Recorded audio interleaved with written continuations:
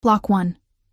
I never meant to fall asleep on him. That's what I keep telling myself as I stare at the ceiling of this luxurious penthouse that feels more like a gilded cage than a sanctuary. But perhaps I should start from the beginning. The day everything in my life changed with a simple mistake. The day I accidentally slept on Matteo Ricci's shoulder. Exhaustion had settled deep into my bones that day. 3 connecting flights, a missed connection in Frankfurt, and a last-minute rebooking on a red-eye to Milan had left me barely functional. As a junior translator for a small publishing house, I wasn't accustomed to international travel.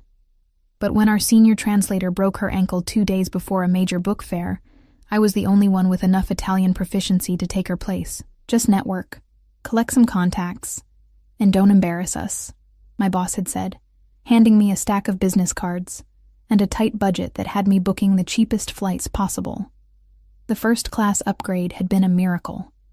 A gate agent taking pity on my obvious exhaustion and the empty seat available. I remember mumbling a thank you as I clutched my new boarding pass, too tired to fully appreciate my luck. The luxury of first class was wasted on me as I stumbled down the jet bridge, my shoulder bag feeling heavier with each step. The cabin smelled of leather, expensive cologne, and the champagne being offered to passengers already seated. I felt painfully out of place in my wrinkled blouse and sensible travel pants as I searched for my seat number. When I found it, I paused, noticing my seatmate for the first time. He occupied his space with an authority that seemed to extend beyond the confines of his seat. Dark hair, meticulously styled despite the late hour, a jawline that could cut glass, shadowed with perfectly maintained stubble. His suit, charcoal gray and obviously tailored, probably cost more than 3 months of my rent.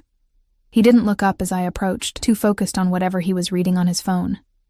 "Excuse me," I murmured, gesturing to the window seat that would be mine for the next 8 hours. When he finally glanced up, I felt it like a physical force. Dark eyes assessing me in one swift, dismissive sweep. He stood without a word, his movements fluid and controlled as he stepped into the aisle to let me pass. I caught the scent of his cologne, something woodsy and expensive. As I squeezed past him, careful not to make contact. "Thank you," I whispered, though I'm not sure he heard me over the ambient noise of the cabin. I settled into my seat, arranging my small bag beneath the seat in front of me and pulling out my worn paperback, a thriller I'd been too busy to finish for weeks. The man beside me returned to his seat with graceful efficiency, immediately creating an invisible boundary between us as he returned to his phone. The flight attendant approached, offering champagne. I declined, requesting water instead. My seatmate ordered whiskey, neat, his voice a low, accented rumble that somehow commanded attention without volume. "First time in first class?" he asked suddenly, catching me off guard as I fumbled with my seatbelt. "That obvious?" I managed a tired smile. "You look like you think someone will remove you at any moment." A statement, not a question, delivered without looking away from his phone. "Last-minute upgrade," I explained, though he hadn't asked. "Lucky break after a very unlucky day." He made a non-committal sound that somehow conveyed both acknowledgement and disinterest. I took the hint and opened my book, determined to use the flight to catch up on reading and then sleep. The publisher would expect me fresh and alert upon arrival in Milan, regardless of my travel ordeal. The plane took off smoothly, climbing through cloud cover into the darkness above. I tried to focus on my book, but the words swam before my tired eyes. The whiskey arrived for my seatmate, and I noticed the flight attendant's body language, the slight lean toward him, the lingering smile, the attentive service that seemed more personal than professional. He accepted the drink with barely a glance, dismissing her with a subtle nod. I must have dozed off somewhere over the Atlantic. The gentle turbulence, the drone of engines, and the warm cabin created a lullaby I couldn't resist. I remember my book slipping from my fingers, my head feeling heavier with each passing second. What I don't remember is leaning toward him. I don't remember resting my head against the firm surface of his shoulder, or sighing contentedly as I settled into deeper sleep. I woke to stillness. The kind of unnatural stillness that immediately signals something is wrong. The cabin was quiet, the lights dimmed for the overnight crossing. My eyes fluttered open to unfamiliar darkness, and as consciousness returned, horror dawned with it. My cheek rested against expensive fabric that rose and fell with someone else's breathing. My body had betrayed me while I slept. gravitating toward the stranger beside me like a moth to flame. I froze, mortification washing over me in a cold wave. How long had I been sleeping on this stranger's shoulder? Why hadn't he pushed me away? I slowly, carefully tried to straighten, hoping I could pretend this had never happened. Stay. The word was soft, but unmistakably a command, not a request. His hand, warm and unexpectedly gentle, came to rest on mine, keeping me in place. Confusion paralyzed me. I remained still, my cheek still pressed against his shoulder, my heart suddenly hammering in my chest. "You need the rest," he added, his voice low enough that only I could hear it, "and I don't mind." "I'm so sorry," I whispered, my voice scratchy from sleep. "This is so embarrassing." "Is it?" I could hear the faint amusement in his tone. "I've had worse seatmates. I should have insisted on sitting up. I should have reclaimed my personal space and maintained the boundaries expected between strangers. But exhaustion still clouded my judgment, and the solid warmth of his shoulder offered comfort I desperately needed. "Thank you," I mumbled, already drifting back toward sleep. Just a few more minutes. The last thing I remember before surrendering to exhaustion again was his subtle adjustment, angling his body slightly to make me more comfortable. It was an intimacy I would never have allowed myself while fully awake. I awoke again as breakfast service began, the cabin lights gradually brightening to simulate dawn. This time, I jerked upright immediately, horrified to discover I'd slept against him for hours, not minutes. A small wet spot darkened the shoulder of his expensive suit. I had drooled on a complete stranger. Not just any stranger, but possibly the most intimidating man I'd ever encountered. "Oh my God, I'm so sorry," I blurted, frantically searching my bag for tissues. "Your suit. I'll pay for the cleaning, of course." He glanced at his shoulder with detached interest. "It's just water. But it's fine." His tone made it clear the subject was closed. He studied me with those dark eyes that seemed to miss nothing. "You sleep deeply. Most people wake at the slightest turbulence." I felt heat crawl up my neck. I was exhausted. 3 flights back to back and a missed connection. "Milan your final destination?" he asked, accepting a coffee from the flight attendant without acknowledging her existence. "Yes, I'm there for the International Book Fair. I'm a translator." I accepted my own coffee with a grateful smile to the attendant, who barely spared me a glance, her attention fixed on my seatmate. "Business or pleasure?" I added reflexively, immediately regretting the cliché question. His lips curved slightly, not quite a smile. "Always both." The breakfast arrived, some kind of gourmet egg dish for him, fruit and yogurt for me. I ate mechanically, aware of his occasional glances.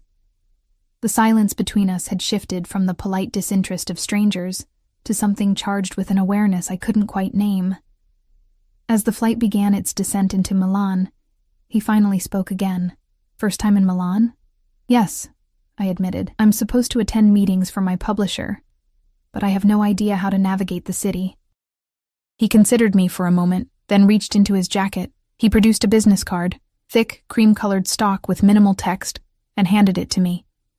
"My driver will take you to your hotel." I stared at the card. It simply read, Matteo Ricci, with a phone number beneath.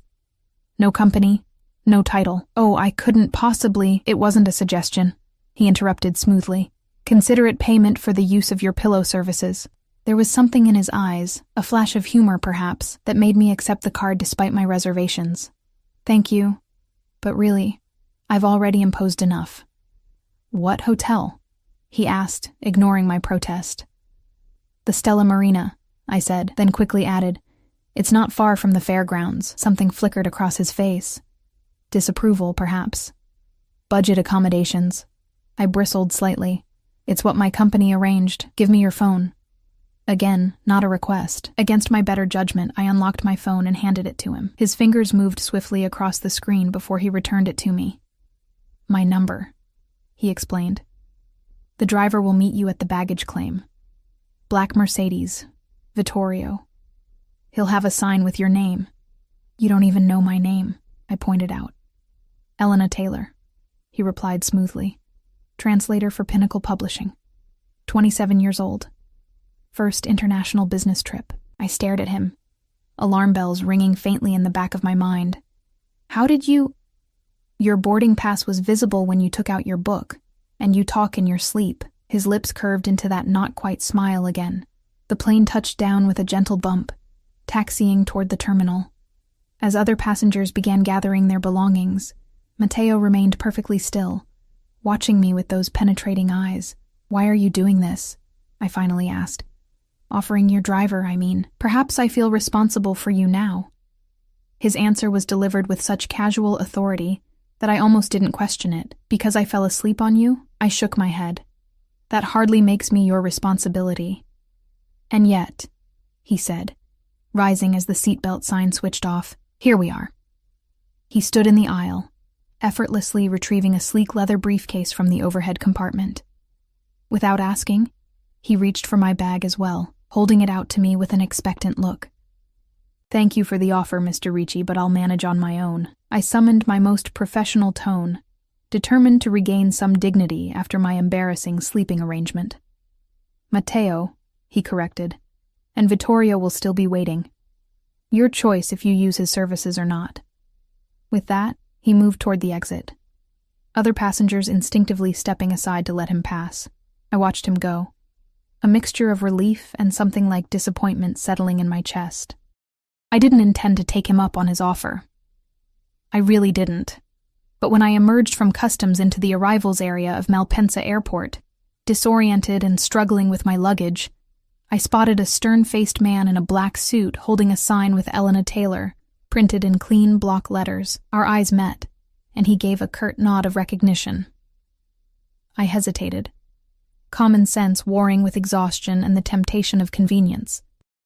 "Miss Taylor," he said as I approached, his English heavily accented. "Mr. Ricci asked me to ensure your safe arrival at your hotel." "That's very kind, but unnecessary," I began. Mr. Ricci's instructions were clear.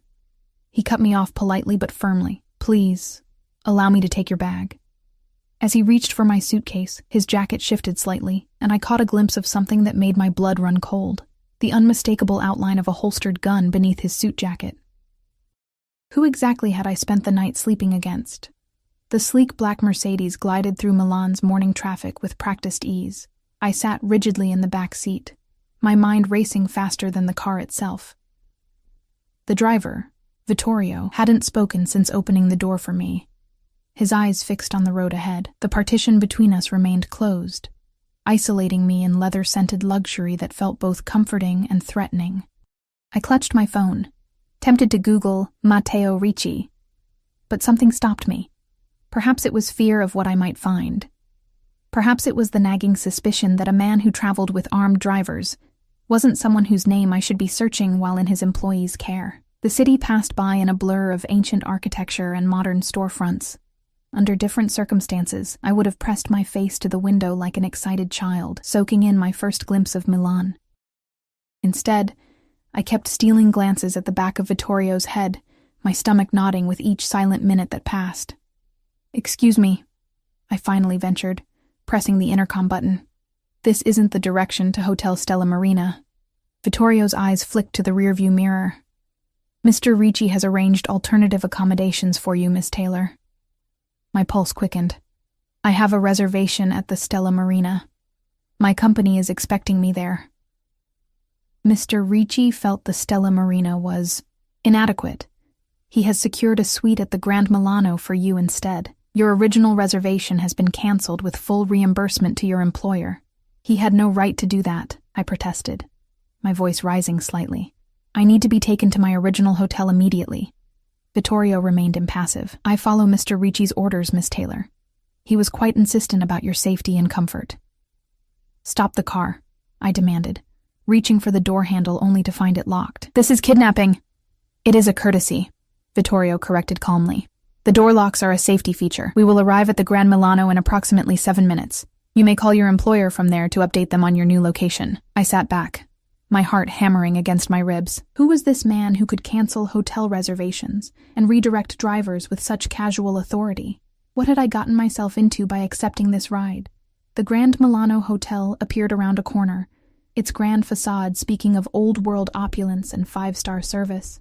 Vittorio pulled smoothly into the private entrance, where a doorman immediately approached. "Welcome to the Grand Milano, Miss Taylor." The doorman greeted me by name before I'd even stepped from the car. "We're honored to have you staying with us." I emerged from the car on unsteady legs, blinking in the morning sunlight. "There's been a mistake," I began, but Vittorio was already handing my luggage to a waiting bellhop. "Mr. Ricci has taken care of everything," Vittorio informed me, handing me a small envelope. "Your room key, the presidential suite. Mr. Ricci will call on you this evening. Please ensure you're available." "I have meetings all day at the book fair," I said, clutching the envelope like it might bite me. "I won't be available for social calls." Something like amusement flickered in Vittorio's usually stoic expression. "Mr. Ricci is aware of your schedule. He will see you at 8. Formal attire is recommended." Before I could protest further, he slipped back into the driver's seat and pulled away, leaving me standing beneath the hotel's elegant portico, with my mouth half open in indignation.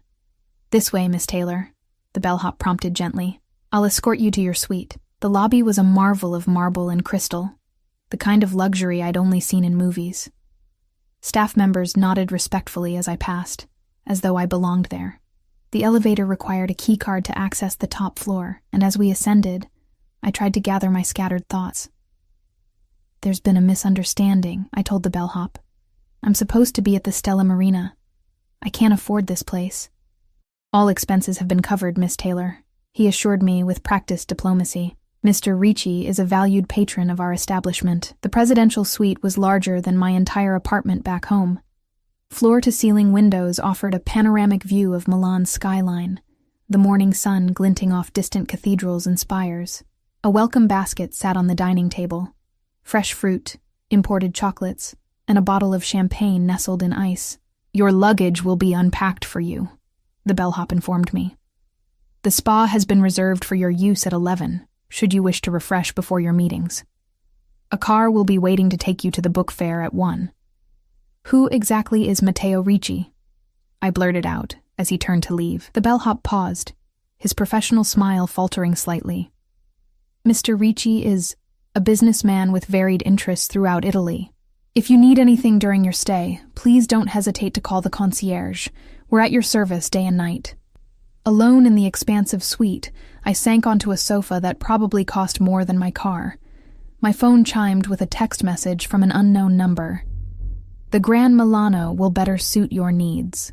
Your meetings have been rescheduled for the afternoon to allow you time to rest. A suitable wardrobe has been arranged for your convenience. Enjoy Milan, Elena." My fingers hovered over the keyboard, torn between outrage and a strange, fluttering excitement I didn't want to acknowledge. Before I could respond, another message appeared. "I don't make offers twice. Accept what's given and make the most of your time here." I tossed the phone aside, unsure if I was more disturbed by his presumption or by my own reluctance to reject his interference. I should have been furious. This stranger had hijacked my trip, rearranged my schedule, and apparently decided I needed a new wardrobe.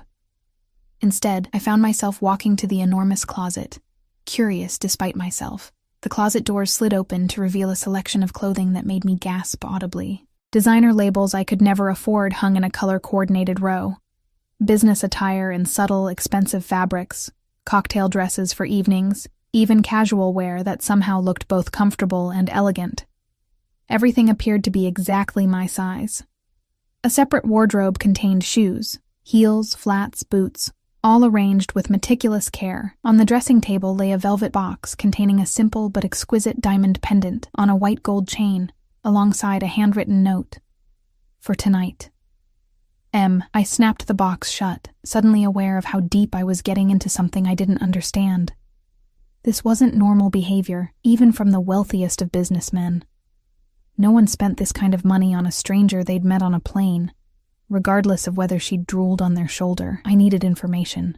Grabbing my laptop, I settled at the desk overlooking the city and typed "Matteo Ricci Milan businessman" into the search bar.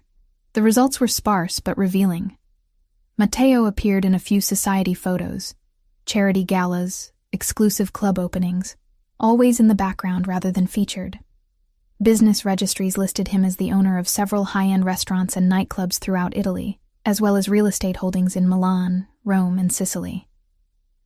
No personal information, no social media presence. It was as if he existed only in glimpses and shadows.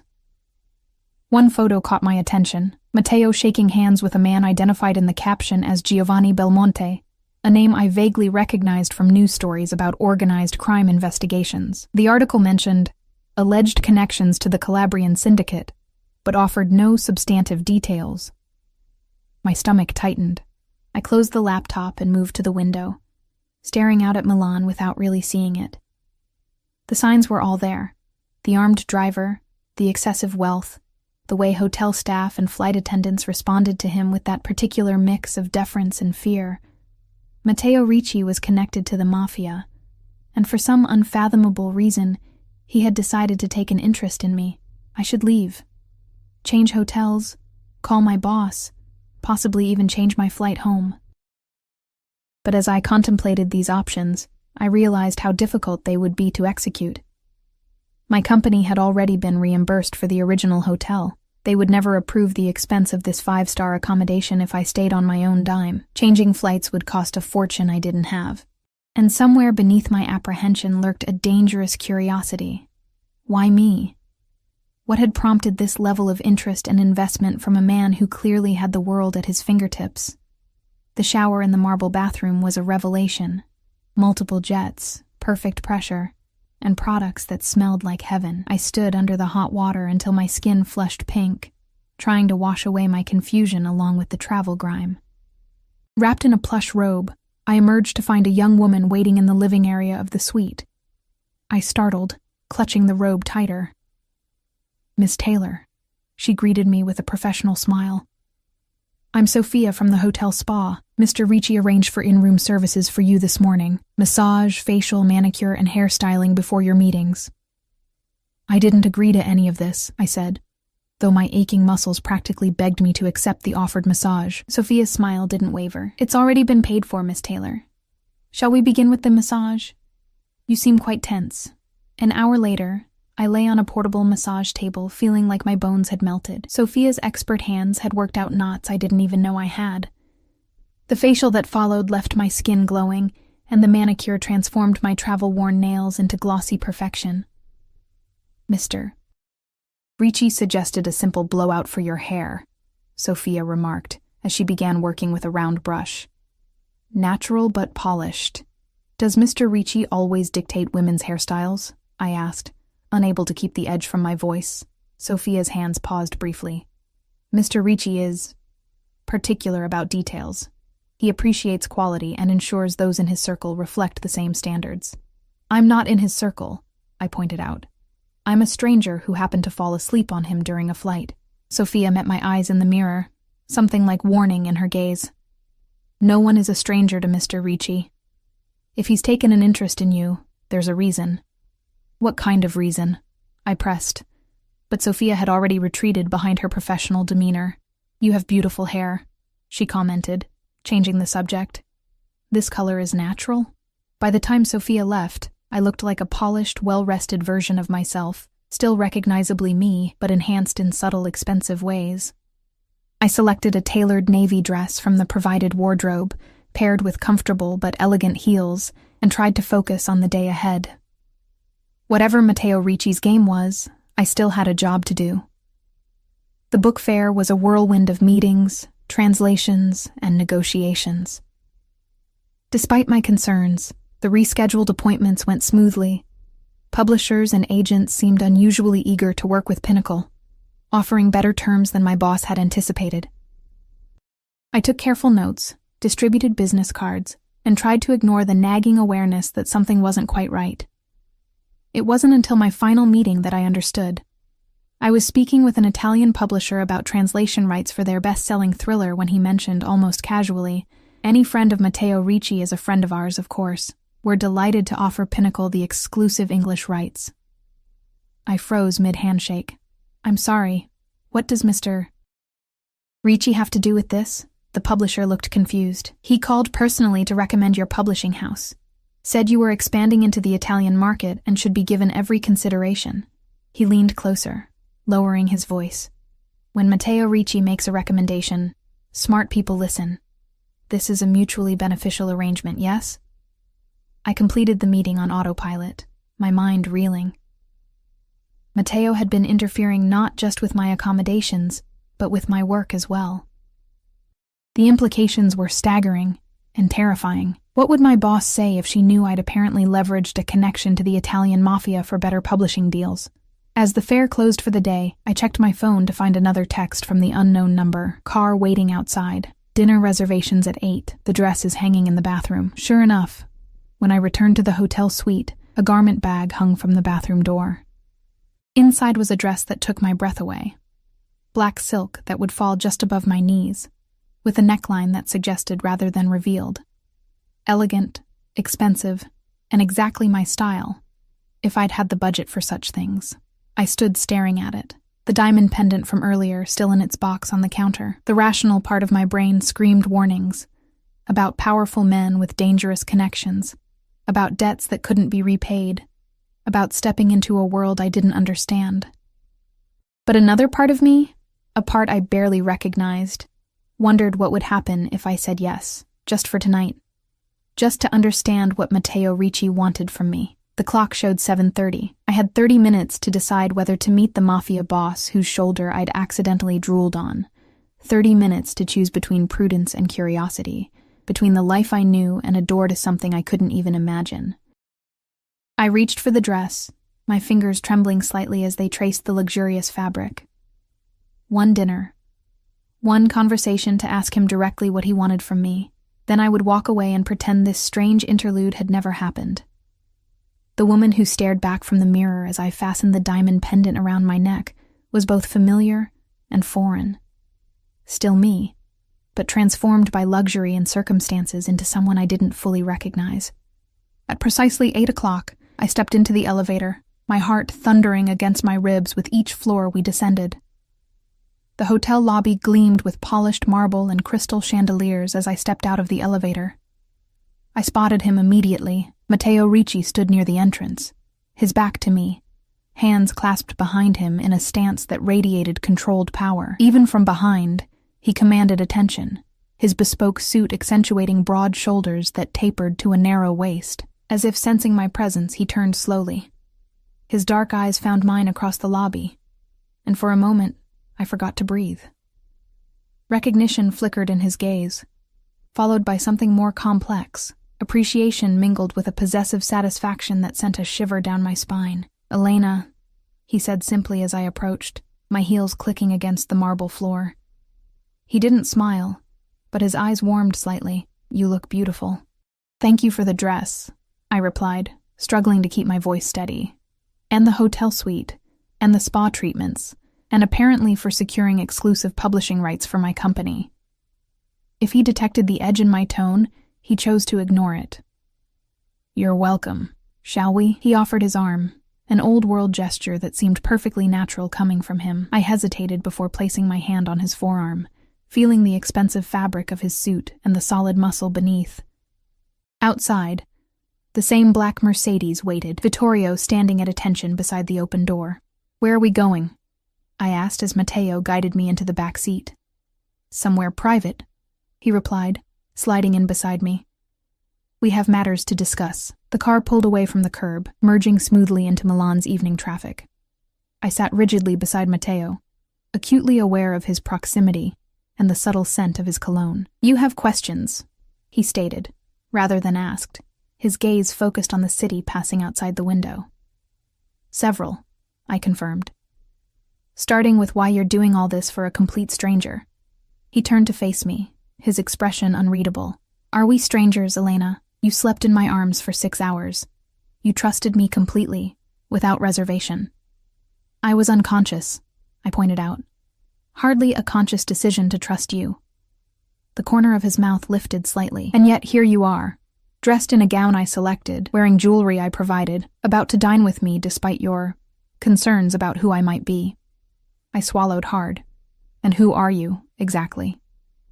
"A businessman with diverse interests," he replied smoothly. "Import, export, entertainment, real estate."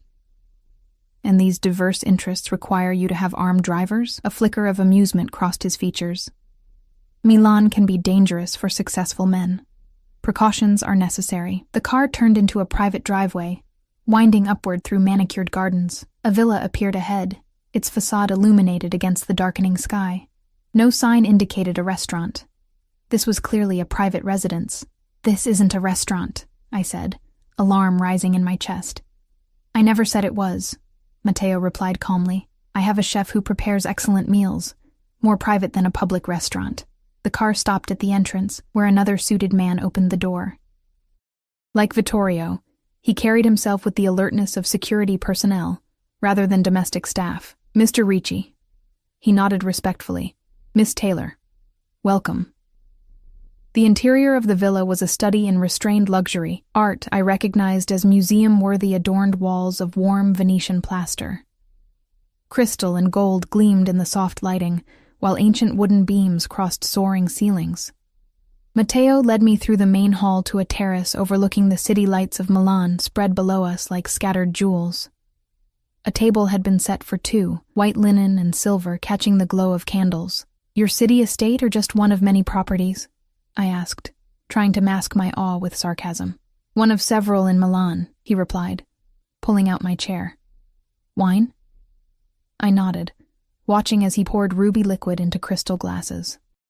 His movements were precise, controlled, a man accustomed to perfection in all things. "Why am I here, Matteo?" I asked directly as he seated himself across from me. "What do you want from me?" He regarded me over the rim of his wineglass. "Direct. I appreciate that quality. You didn't answer my question. You intrigue me," he said after a moment. "Your vulnerability contrasted with a certain stubborn independence. It's an unusual combination. That hardly explains all this." I gestured around us. "The hotel suite? The clothes? Interfering with my business meetings?" "I take care of what's mine," he stated simply. The words hit me like a physical blow. "I'm not yours. We met yesterday." His dark eyes held mine, unwavering. "And yet, here you are." A server appeared with our first course, momentarily saving me from having to respond. The food was exquisite, delicate flavors that spoke of a chef trained in the highest culinary arts. Under different circumstances, I would have been entranced by the meal. Instead, I found myself studying the man across from me, trying to understand what was happening. "You have connections with the Calabrian Mafia," I said finally, deciding directness was my only option. "I saw photos of you with Giovanni Belmonte." Matteo's expression didn't change. "You've been researching me. Good. I would be disappointed if you hadn't. Is it true?" "I have connections throughout Italy," he replied carefully. "Business requires relationships across many sectors." "That's not an answer. It's the only one you need right now." His tone remained gentle but carried a finality that warned against pushing further. The main course arrived, perfectly cooked veal with seasonal vegetables. We ate in silence for several minutes, the city lights twinkling below us. "I should tell you," he said eventually, "that your room at the Stella Marina would have been broken into tonight, your laptop stolen, possibly worse had you been present." I froze with my fork halfway to my mouth. "What? How could you possibly know that?" "I know many things," he replied, "including which hotels in Milan are targeted by certain gangs of thieves. The Stella Marina is known for its poor security and foreign business guests. Did you arrange this theft to justify moving me?" The question sounded paranoid even to my own ears. Matteo actually smiled then, a genuine expression that transformed his severe features. "I don't need to create dangers to protect you from Elena. The world contains quite enough without my intervention." "So you moved me to the Gran Milano out of concern for my safety?"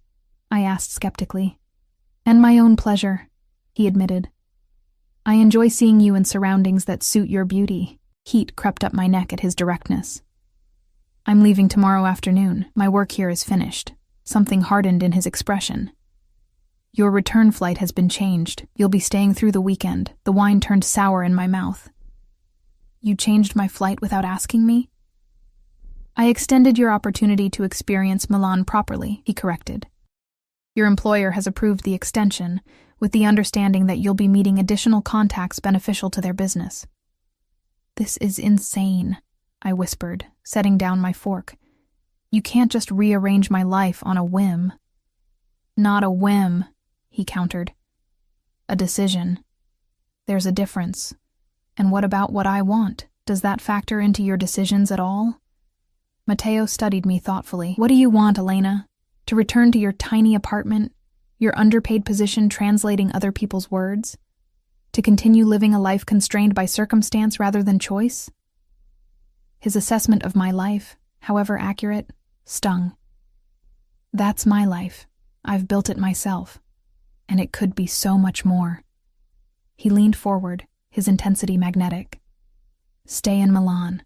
Work remotely for your publisher if you wish, or find better opportunities here. I can open doors for you that you don't even know exist." "In exchange for what?" I asked, my voice barely audible. His eyes darkened. "Your company, your honesty, your trust." "Nothing else?" "I never take what isn't freely given," he said, something dangerous flashing in his eyes. "Remember that." The dessert arrived, a delicate confection of chocolate and berries that I barely tasted. My mind raced with implications and possibilities, with fear and a traitorous excitement I couldn't quite suppress. "I need time to think," I said finally. "This is all happening too quickly." Matteo nodded, as if my response was exactly what he'd expected. "Of course. Vittorio will take you back to the hotel whenever you're ready." The drive back to the Gran Milano passed in silence. Matteo accompanied me, his presence filling the car with unspoken tension. When we arrived, he escorted me through the lobby to the elevator, his hand resting lightly at the small of my back, a touch both protective and possessive. At the elevator, he took my hand, raising it to his lips in a gesture that belonged to another century. "Rest well, Elena. Tomorrow Vittorio will take you wherever you wish to go in Milan. The city has much to offer beyond business meetings." "And if I wish to go to the airport?" I challenged. His lips curved slightly. "Then he will take you there, and I will not interfere." The elevator doors opened and I stepped inside, turning to face him. "Why me, Matteo? There must be countless beautiful, sophisticated women in your world. Why fixate on a random American who drooled on your suit?" He held the elevator door open, his expression softening almost imperceptibly. "In my world, Elena, nothing is given without calculation. Nothing offered without expectation of return. You slept against me without wanting anything. The purest form of trust, even if unconscious." His eyes held mine. "It has been a very long time since anyone has trusted me without fear or agenda." The vulnerability in his admission caught me off guard. Before I could respond, he released the door. "Buonanotte, Elena. Choose what you want, not what you think you should want." As the elevator ascended, I leaned against the wall, my knees suddenly weak. The man was dangerous, not just because of his apparent criminal connections, but because something in me responded to his intensity, his absolute certainty. In my suite, I kicked off the expensive heels and stood at the window, gazing down at the Milan nightscape. My phone chimed with a text from the now familiar number. "The choice is yours. But know this. I protect what's mine, and from the moment you fell asleep against me, something in me recognized you as mine to protect." I clutched the phone, torn between outrage at his presumption and a shameful thrill at being claimed so completely by someone so powerful. Whatever I decided in the morning, I knew with absolute certainty that Matteo Ricci had already changed the course of my life irrevocably. The question was whether I would embrace that change or flee from it, and whether either choice was truly still within my power to make. Morning sunlight spilled through the floor-to-ceiling windows, warming my face and pulling me from a dreamless sleep.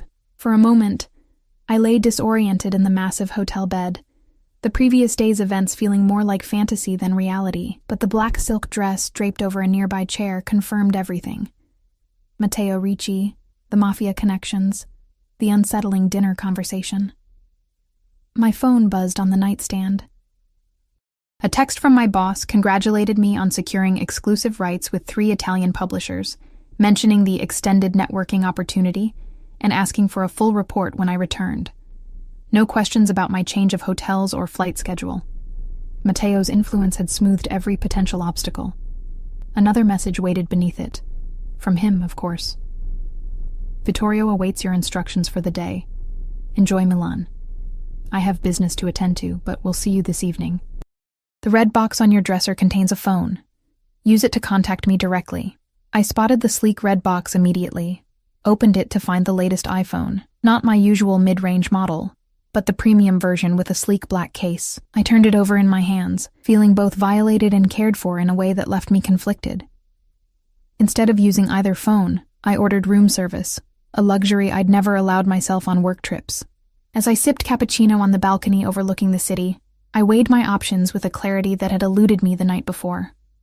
Option 1. Leave immediately. Use the return ticket Matteo claimed to have changed. Deal with the professional consequences later. Return to my normal life and forget this bizarre interlude. Option 2. Stay the extra days but maintain boundaries. Explore Milan, take advantage of the luxury accommodations, maybe even use Vittorio as a driver, but make it clear to Matteo that I wasn't his in any sense. Option 3. Surrender to curiosity, see where this strange attraction led. Allow Matteo to continue his possessive attention, and enjoy the doors it opened. Each choice carried risks. The first might offend a man with dangerous connections. The second would keep me in his orbit, tempting me toward the third.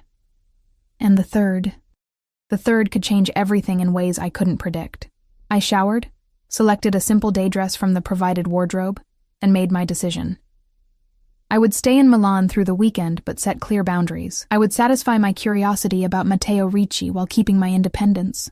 Downstairs, Vittorio waited in the lobby, his posture military straight, his expression neutral as always. "Good morning, Miss Taylor," he greeted me. "What is your pleasure today?" "I'd like to see Milan," I replied. The real Milan, not just the tourist attractions. Something like approval flickered across his stoic features. "Very good. I know just the places." The day passed in a kaleidoscope of experiences I would never have found in any guidebook. Vittorio drove me to hidden courtyards concealed behind unassuming doors, tiny workshops where artisans created leather goods and jewelry by hand, and a small family-owned restaurant where the owner greeted him like a brother and served us dishes that didn't appear on any menu. "How long have you worked for Mr. Ricci?"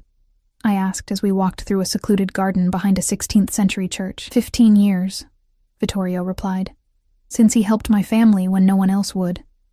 "Helped how?" I ventured, suspecting I was crossing a line but unable to resist. Vittorio's expression remained impassive. "My sister was very ill. The treatments she needed were expensive. Mr. Ricci paid for everything, arranged for specialists from Switzerland." He paused. "She is alive today because of him." "That's very generous," I said carefully. "Mr. Ricci rewards loyalty absolutely and punishes betrayal the same way," Vittorio said, his tone matter-of-fact rather than threatening. "It is why those who work for him would die for him if necessary." The implication hung in the air between us. Matteo inspired not just fear, but fierce devotion, a more complex picture than the simple Mafia boss I had imagined. "And now he's fixated on me," I murmured, more to myself than to Vittorio. "Mr. Ricci does not fixate," Vittorio corrected. "He recognizes value where others do not. It is a gift." Before I could pursue this further, his phone buzzed.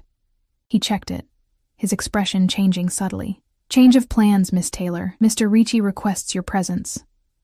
My stomach tightened. I thought he had business meetings all day.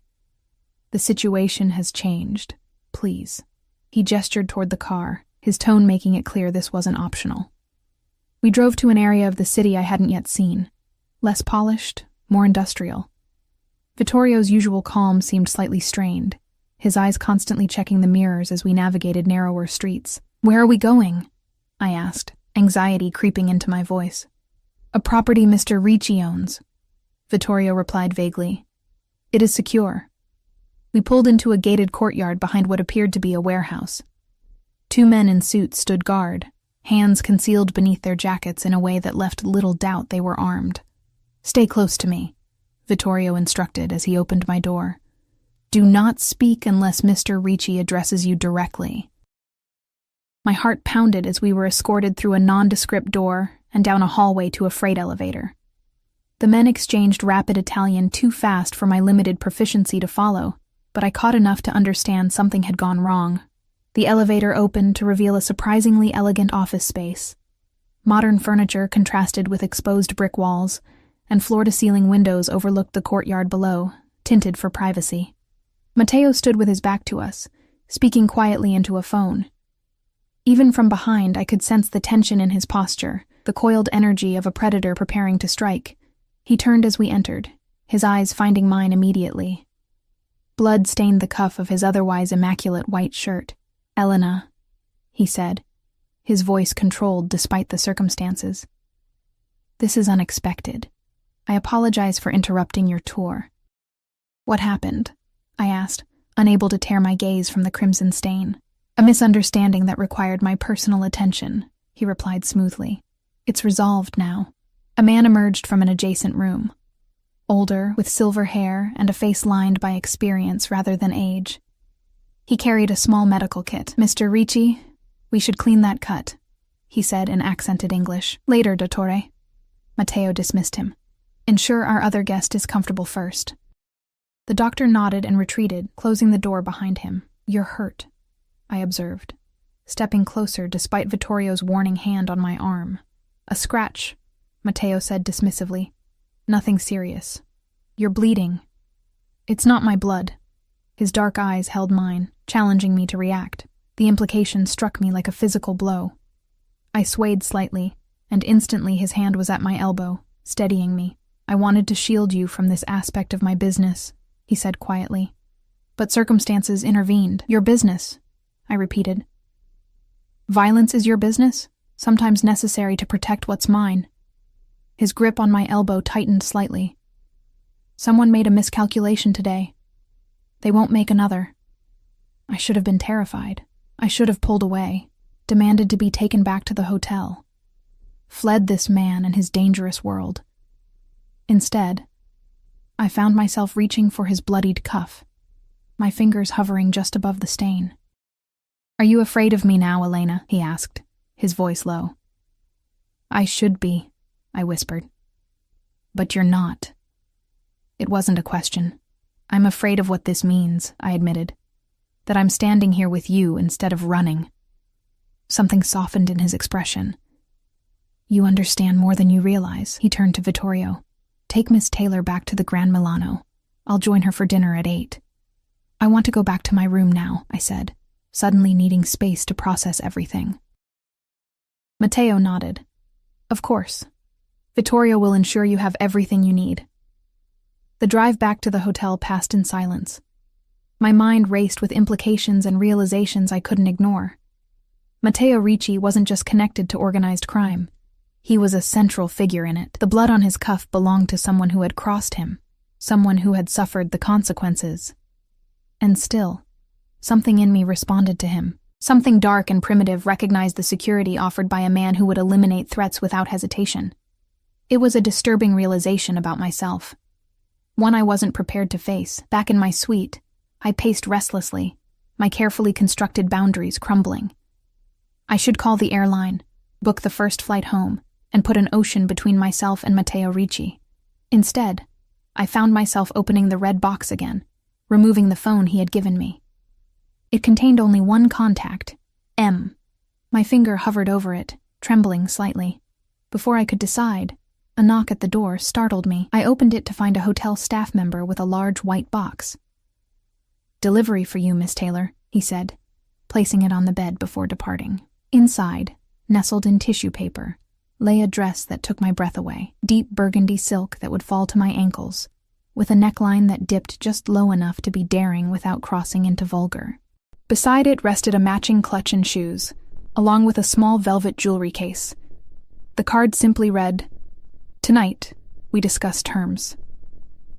M. Terms. As if this were a negotiation, a business arrangement. Perhaps it was, in his world. Protection, luxury, and privilege in exchange for... what exactly? My company? My body? My complicity in whatever his business entailed? I sank onto the bed, the reality of my situation finally crystallizing.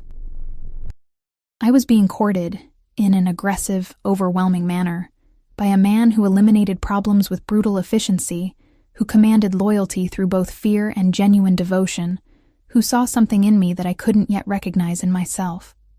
The phone in my hand suddenly buzzed with a text. Your silence speaks volumes. If you wish to end this now, simply say so. Vittorio will take you to the airport immediately. If not, I'll see you at 8. The choice lay before me, clear and irrevocable. Leave now. Return to safety and normalcy, or step further into Matteo's world, knowing exactly what that world contained. I thought of my apartment back home, small but comfortable. My job, stable but uninspiring, the predictable rhythm of my days.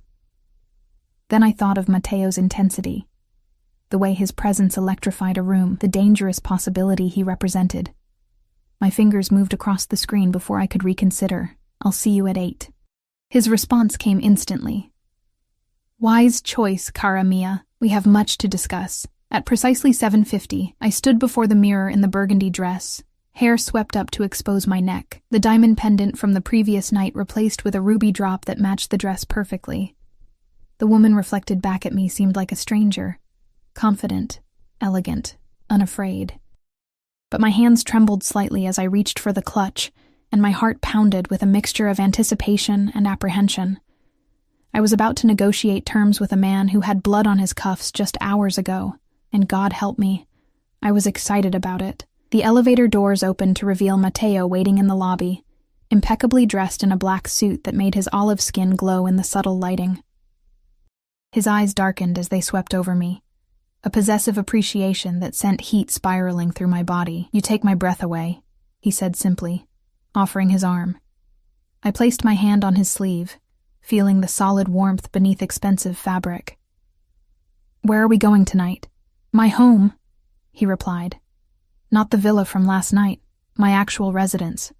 Few people are ever invited there.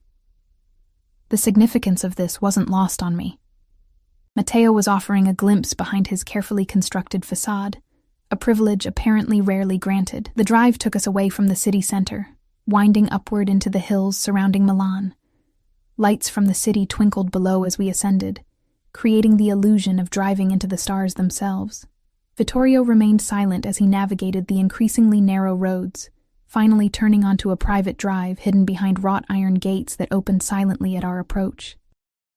The house that appeared before us wasn't the ostentatious mansion I had half expected. Instead, it was an elegant stone structure that seemed to grow organically from the hillside, its clean lines and large windows blending harmoniously with the surrounding landscape. Warm light spilled from within, creating an unexpectedly inviting atmosphere.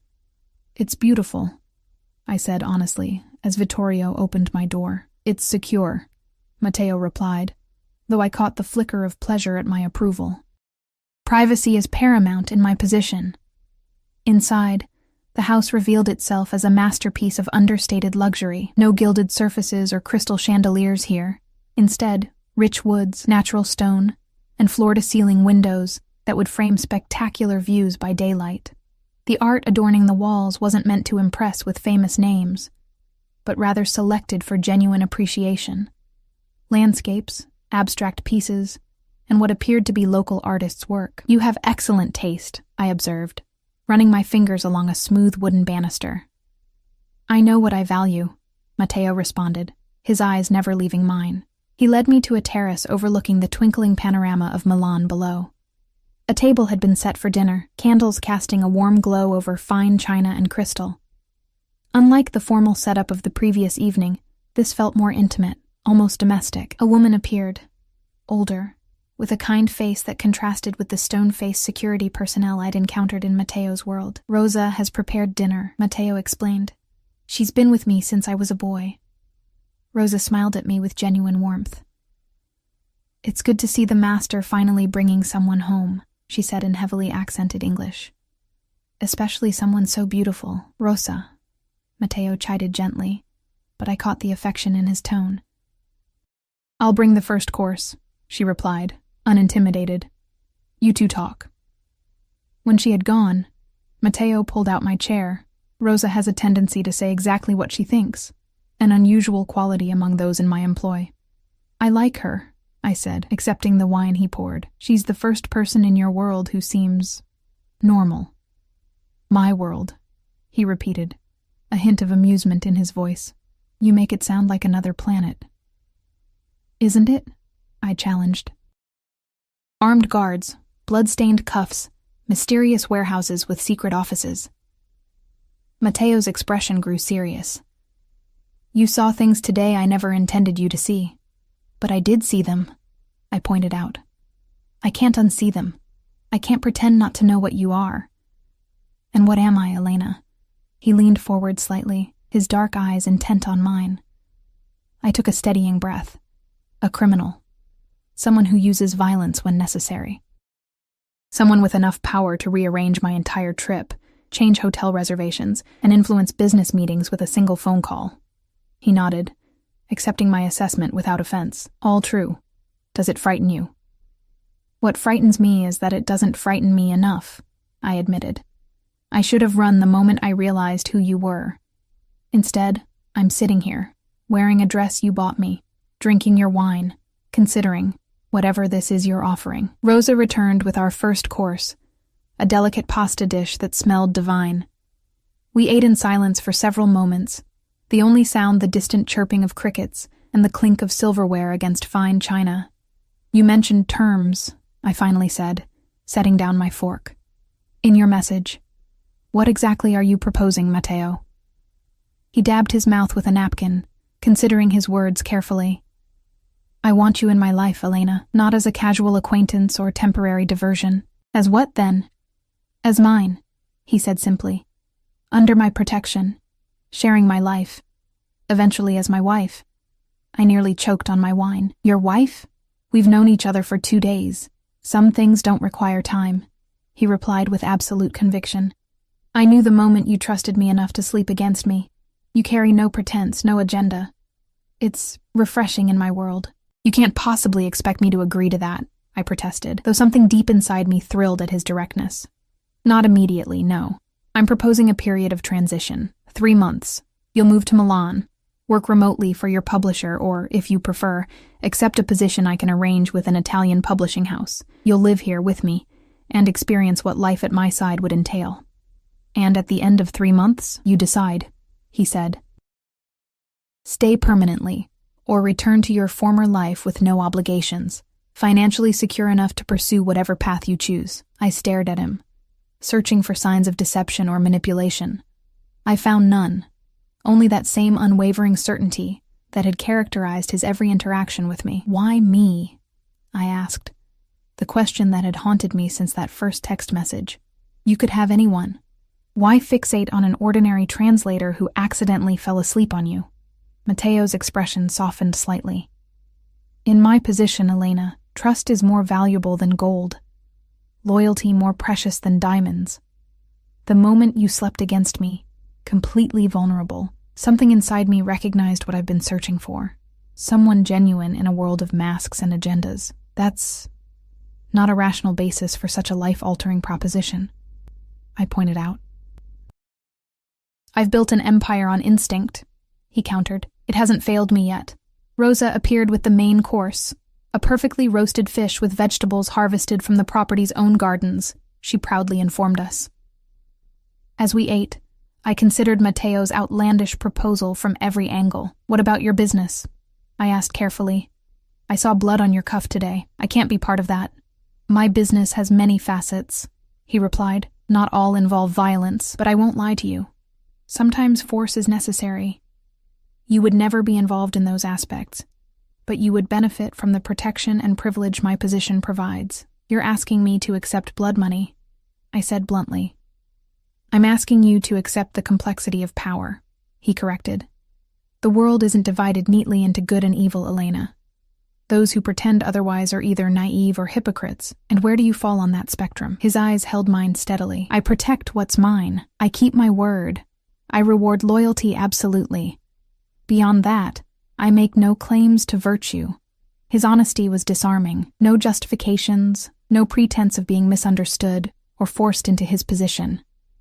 Just the simple acknowledgement of who and what he was. I have a life back home, I said weakly. A job, an apartment. A life that can be packed into 2 suitcases. He interrupted gently. A job that undervalues your talents. An apartment you described to me as functional but depressing while you were sleeping against my shoulder. I blushed. I talk in my sleep? Extensively, he confirmed, the hint of a smile playing at his lips. It was enlightening. Embarrassment warred with curiosity. What else did I say? That you were tired of translating other people's stories instead of living your own, he said quietly. That you were afraid of waking up one day having played it safe your entire life. The words struck something deep inside me. A truth I rarely acknowledged even to myself. The desert arrived. A delicate tiramisu that I barely tasted as I wrestled with the decision before me. 3 months, I repeated. And if I choose to leave after that time? You walk away with a generous severance that will allow you to pursue whatever life you desire, he stated. No threats, no consequences, no reprisals. And if I say no now? Vittorio drives you to the airport tomorrow, Matteo said simply. You return to your life as if none of this happened, though I think we both know you would always wonder what might have been. He was right about that much. Whatever happened, I would never forget these days in Milan. Never forget Matteo Ricci and his impossible proposal. I need to think, I said, setting down my dessert spoon. Of course. He rose, offering his hand. Let me show you the rest of the house while you consider. The tour revealed a home that was both fortress and sanctuary. Security systems hidden behind elegant design, safe rooms disguised as ordinary closets, escape routes concealed within architectural features. Matteo explained each feature matter-of-factly, neither apologizing for the necessity nor dramatizing the danger. This would be your study, he said, opening double doors to reveal a book-lined room with a desk positioned to capture morning light. I noticed you prefer to work with natural light. The thoughtfulness of this detail, observing a preference I hadn't even mentioned, caught me off guard. Each room we entered revealed similar touches. A reading nook with the same style of chair I had described in my apartment. A bathroom stocked with the brand of lavender bath salts I had mentioned loving. You've been planning this since the plane, I realized aloud. I've been preparing for the possibility, he corrected. The final decision remains yours. We ended the tour on a balcony overlooking both the city lights below and the stars above. The night air carried the scent of jasmine from the gardens below, and in the distance, I could hear the faint sounds of Milan's nightlife. This could be your life, Matteo said quietly, coming to stand beside me at the railing. Not without complications, I admit, but never boring, never constrained, never ordinary. I turned to face him, studying the strong lines of his profile, the intensity that seemed to radiate from him even in stillness. If I say yes, I began carefully. I have conditions of my own, interest sparked in his eyes. Name them. Complete honesty, I said firmly. I won't live in ignorance or denial about what your business entails. I don't want details of violence, but I won't be kept in the dark about the general nature of what you do, he nodded slowly. Acceptable. What else? My work continues, I insisted. I need my own identity, my own purpose. I won't be just Matteo Ricci's woman. I would expect nothing less, he agreed. Your independence is part of what attracts me. Anything else? I took a deep breath. If I stay beyond the 3 months, if we were to eventually marry, I want a normal family life. Children who aren't involved in your business, a home where they're safe. Something vulnerable flashed across his face, so briefly I almost missed it. Family is sacred, he said quietly. Children should be protected from the harsher realities of life for as long as possible. On this, we are in complete agreement. I nodded, surprised by how much his answer satisfied something deep within me. Then, yes. 3 months. Matteo's expression remained controlled, but I saw the flash of triumph in his eyes. He closed the distance between us in 2 steps, one hand coming up to cradle my face with unexpected tenderness. You won't regret this, he said, his voice husky with emotion I hadn't expected from him. I hope not, I whispered. His lips met mine in a kiss that started gently but quickly deepened. with an intensity that left me breathless. His arms encircled me, pulling me against the solid wall of his chest as if he feared I might vanish if he didn't hold on tight enough. When we finally broke apart, I saw something I hadn't witnessed before. A genuine smile that transformed his severe features, reaching his eyes and revealing a dimple in his right cheek. "Welcome home, Elena," he murmured against my hair as we stood there under the Italian stars. I knew my life had irrevocably changed course. 3 months would show whether this strange, intense connection that had begun with an accidental moment of vulnerability on a red-eye flight would become my new reality or remain an extraordinary interlude. But looking into Matteo's eyes, seeing the fierce protectiveness and unexpected tenderness there, I suspected we both already knew how this story would end.